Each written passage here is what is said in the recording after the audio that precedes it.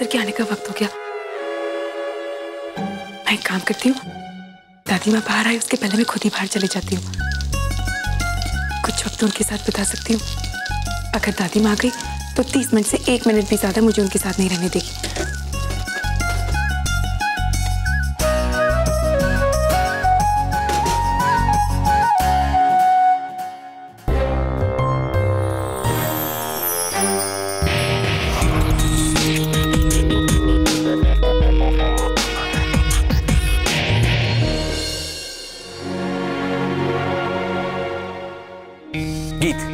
आज सारा दिन मुझे तुम्हारी वजह से परेशान होना पड़ा और उसकी भरपाई में तुम मुझे एक कप कॉफी पिला रही। ये कॉफी नहीं है, चाय है। चाय मेरे लिए? तुम तो अच्छी तरीके से जानती हो गीत कि मुझे ब्लैक कॉफी पसंद है, वो भी शुगर फ्री। पर मैंने कब कहा ये चाय आपके लिए? ये चाय मैं अपने लिए लाई हूं।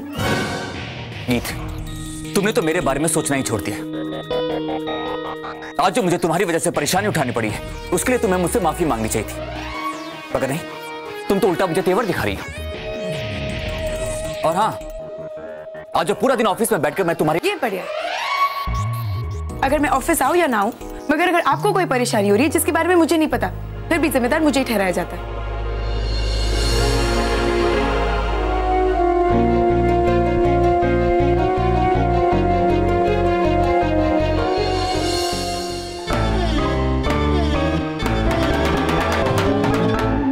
अरे गीत सुनो,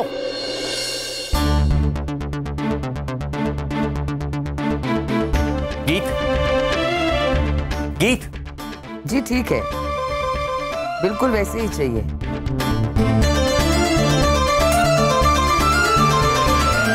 हाँ ठीक ठीक, ओके। शादी के लिए घर के डेकोरेशन की जिम्मेदारी आपकी।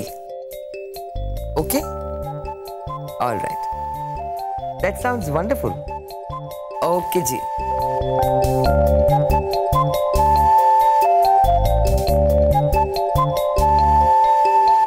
तो एनी, ऑफिस का पहले दिन कैसा रहा? अच्छा लगा खुराना कंस्ट्रक्शंस में काम करके? कैसा लगा? उस ऑफिस में काम करके किसी को भी कैसा लग सकता है यार? I mean, in human conditions में कोई कैसे काम कर सकता है जहां बॉस सारा दिन सर पे आके खड़ा रहे? सारा दिन यहाँ से भागो, वहां भागो, वहां से लाओ, इधर आओ। I mean, it's just impossible to work there. सांस लेने की फुर्सत नहीं, खाने पीने का टाइम नहीं, बॉस को सिर्फ अपने काम से मतलब है। ये कैसी बात हुई यानी? एक दिन ऑफिस में जरा सा काम क्या कर लिया, तुम तो मेरी बेइज्जती करने लग गई। कहीं बाहर जाके काम करके देखो तब पता चलेगा खुराना कंस्ट्रक्शन में वर्कर्स का कितना ख्याल रखा जाता है। हाँ, कितना ख्याल रखा जाता है और किसी के काबिलियत की कितनी कदर की जाती है, वो मुझसे बेहतर तो कोई भी नहीं जानता। मतलब? अच्छा ये बताओ गीत, क्या मैंने तुम्हारी काबिलियत की कभी कदर नहीं की? की है ना सर, बहुत की है। मैं अब तक वो हाउसिंग प्रोजेक्ट के बारे में नहीं भूली। याद है आपने मेरा क्या हाल किया था? एक क्लाइंट था मिस्टर खन्ना, उनको प्रेजेंटेशन देनी थी और इनकी टीम उसे बराबर से तैयार नहीं कर पाई थी। मैंने बस थोड़े आइडियाज दे दिए और क्लाइंट्स को वो आइडियाज तुरंत पसंद आ गए और उन्होंने प्रेजेंटेशन अप्रूव कर दी। पता है, इन्होंने मेरी तारीफ तो क्या, मुझे इतना कुछ सुनाया। कहा क्लाइंट्स के सामने मेरी इजाजत के बिना मैं बोली कैसे? गीत, वो मेरे असूलों की बात थी और वैसे भी मेरे ऑफिस में किसी को भी क्लाइंट के सामने बोलने की इजाजत नहीं है। और उसके बाद मैंने तुम्हारी तारीफ की ना, गुड वर्क कहा मैंने तुम्हें। हाँ, बड़ा एहसान किया था। पहले लोगों के सामने बेइज्जत कर दो, वो भी अच्छा काम करने के लिए, और फिर धीरे से आके कह दो गुड वर्क। एनी, मैं तुम्हें कह रही हूँ, ये बॉस होते ही ऐसे, बिल्कुल सड़ू। अगर उनका मूड ठीक है तो सब ठीक है, और अगर बॉस का मूड खराब है तो तुम्हारी खैर नहीं, चाहे तुम कितना भी अच्छा काम क्यों ना कर लो। हाँ गीत, तुम एकदम सही कह रही हो। भाई भी ऐसे ही खड़ूस बॉस हैं। तुम्हें पता है, जब ऑफिस में आते हैं ना तो सब लोग यहाँ वहाँ भागना शुरू कर देते हैं। सबकी बोलती बंद, वही तो मैं कह रही हूँ एनी। मैं तो सोच रही हूँ मुझे ना कहीं और नौकरी कर लेनी चाहिए।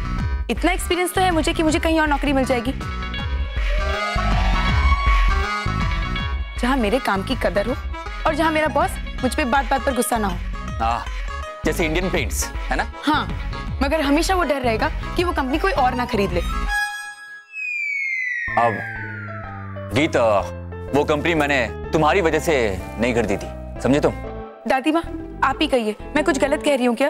भाई ये तो मैं नहीं जानती हूँ।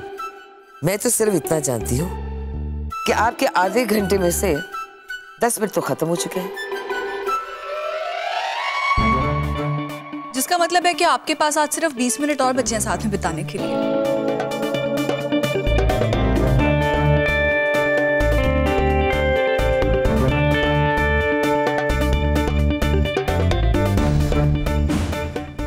मैं भी बहुत थक गई हूँ,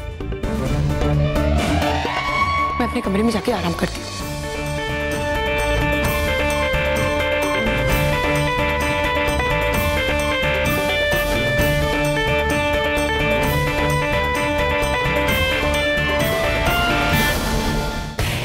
दादी माँ मैं भी जाता हूँ, मेरा भी ऑफिस का बहुत सारा काम बाकी है।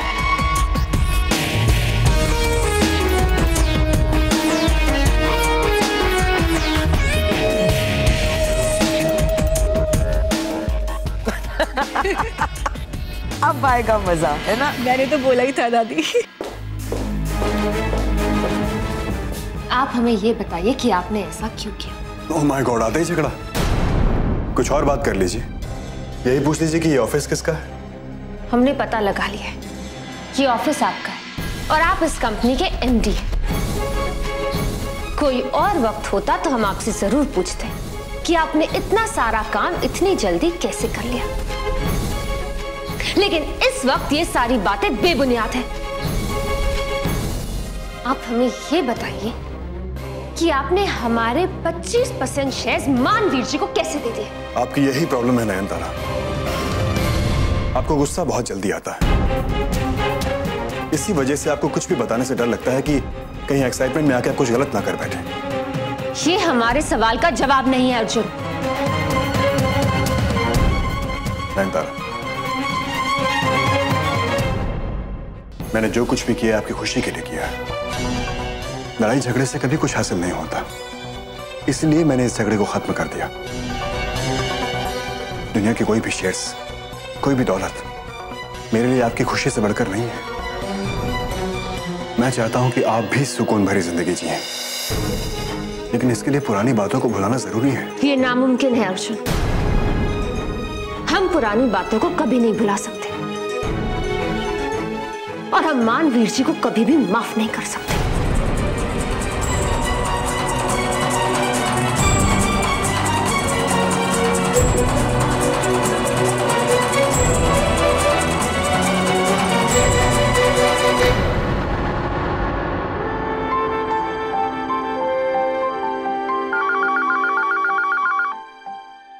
हेलो। या hello, can I talk to mister Rathore please?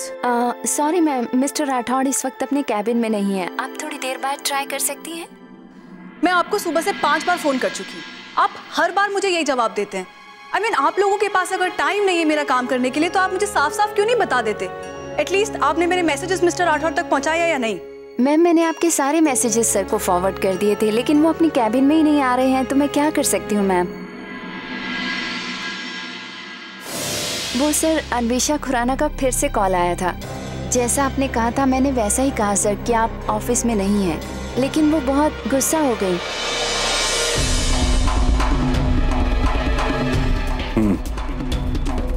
Thank you, आप जा सकती हैं। अन्वेषा खुराना को मैं हैंडल कर लूंगा।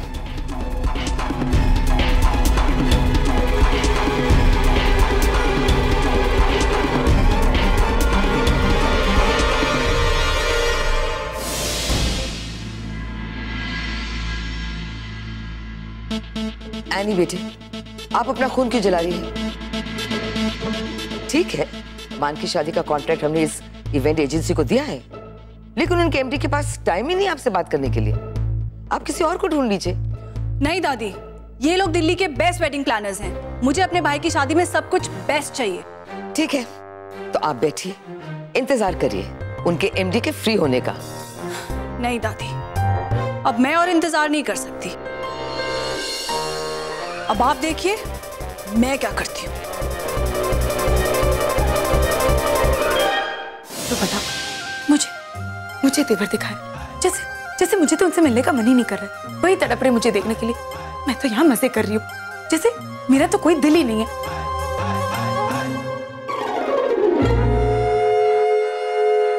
मानसा,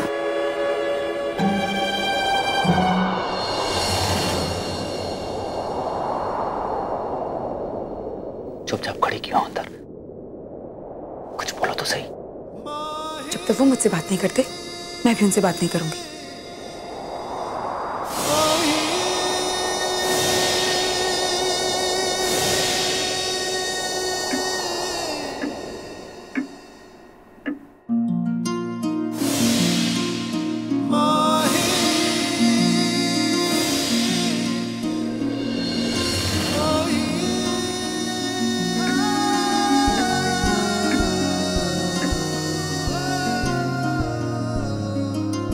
मानसा,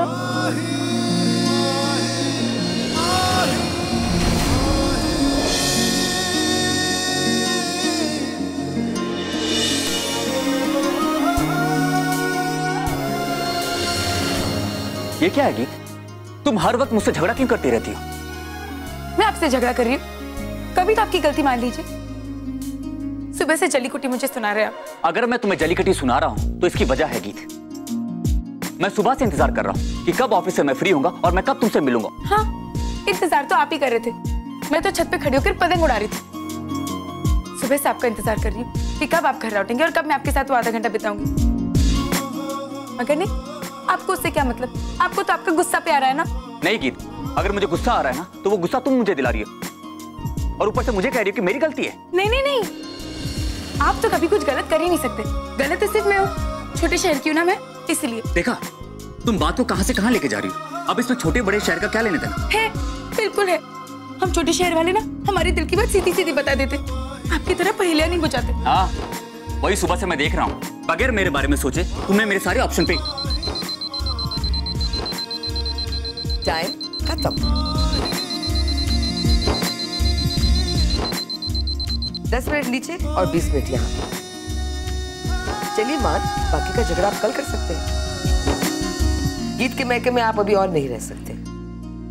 कम ऑन।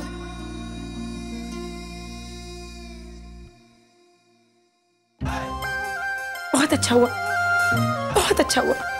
पर हमारी बात तो अधूरी रह गई। 30 मिनट मिले थे और सारी लड़ाई में गवा दी। पर ठीक है, मैं कल पूछ के रहूंगी आखिर में बात क्या है। मान बेटा, आपको कितना बुरा लग रहा होगा ना कि आपको कोई बस ही नहीं चल रहा। नहीं, हमारा मतलब ये है कि आपको आदत हो गई है सब कुछ आपके मुताबिक हो, लेकिन अब आपको किसी और की शर्तों के मुताबिक चलना होगा।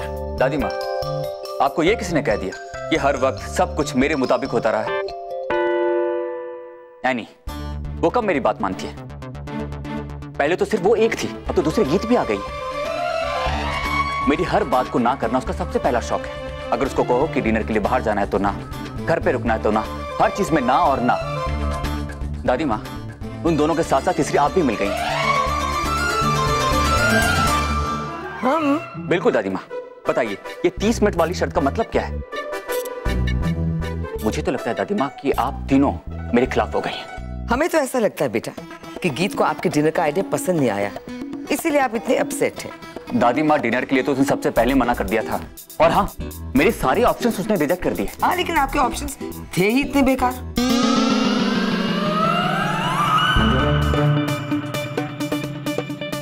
आपको मेरे ऑप्शंस के बारे में पता कैसे चला? वो बात ऐसी है ना कि आपने और ऑप्शंस बनाए होंगे ना। बेटा, हम आपको बहुत अच्छी तरह जानते हैं। गीत को आधा घंटा मिलना, इसके लिए तो आपने बहुत बड़ा प्लान बनाया होगा। इतना तो हम भी आपको जानते बेटे। दादी, इसका मतलब ये हुआ कि मेरे लेटर का जवाब इतने नहीं, आपने दिया था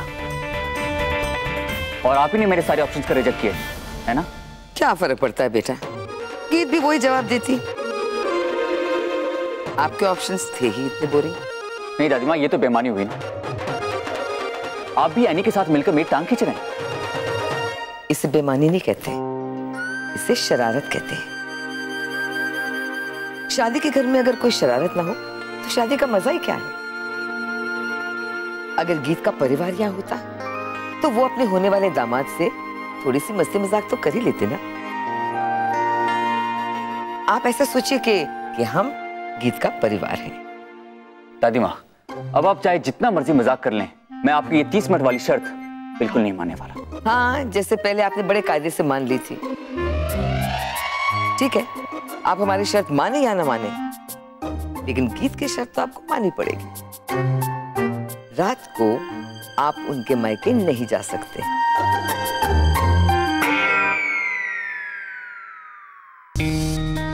इसका मतलब कि इतनी लेटर पढ़ा ही नहीं था और मैं खामखा किससे लड़े जा रहा हूं।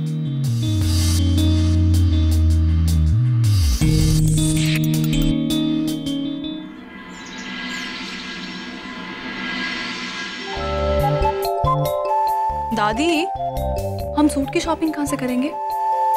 सूट्स तो हमने पटियाला से मंगवाए हैं।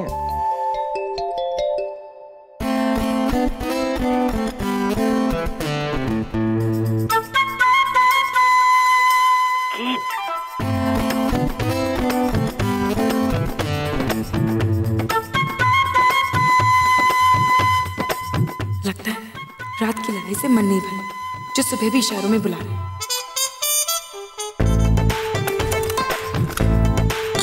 दादी माँ। थैंक यू बेटे। और मेरी चाय?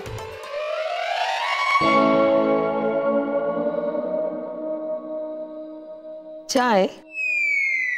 बेटे लेकिन आप तो कॉफी पीते हैं, ये अचानक चाय की कब से सूझने लगी आपको? अब मेरे चाय पीने में भी इस घर में ऐतराज होने लगा। दादी माँ, आज मुझे कॉफी पीने का मन नहीं कर रहा, चाय पीने का मन कर रहा है।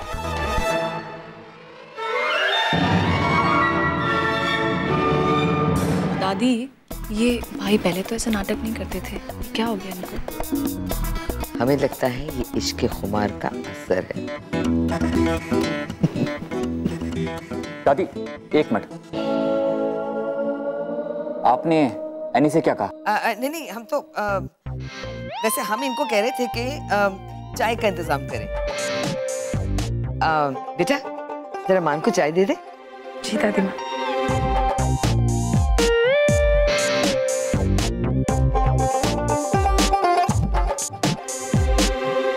चाय।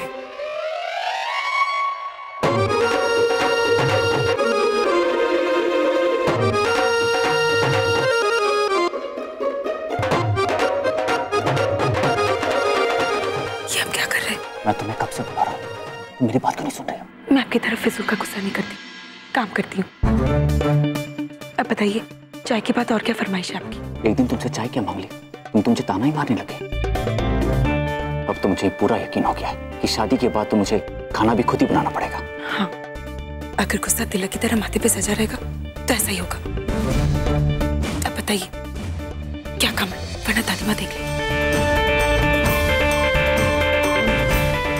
मुझे तुम्हें कुछ देना, जाना मत।